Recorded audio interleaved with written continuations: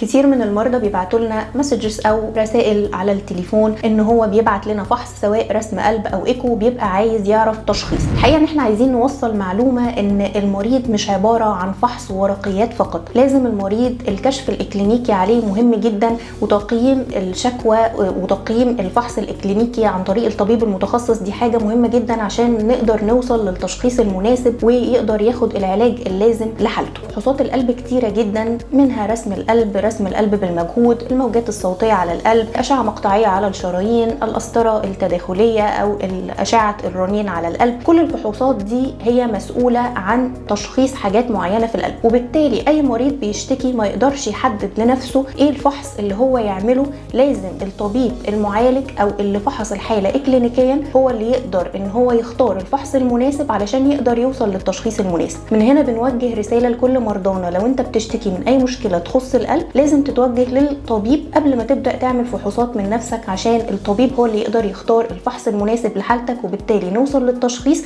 وبالتالي نقدر نوصف لك العلاج المناسب ان شاء الله. واحنا هنا في ميديك ايد بنوفر لك خدمة ان انت تقدر تكون بتكشف مع الطبيب المتخصص، وتقدر ان انت تعمل فحوصاتك في نفس المكان من رسم قلب او ايكو او اي تحاليل مطلوبة. علشان كده لو عندكم اي مشكلة شرفونا في ميديك ايد، واحنا ان شاء الله هنقدر نوصف لكم الحاجة المناسبة.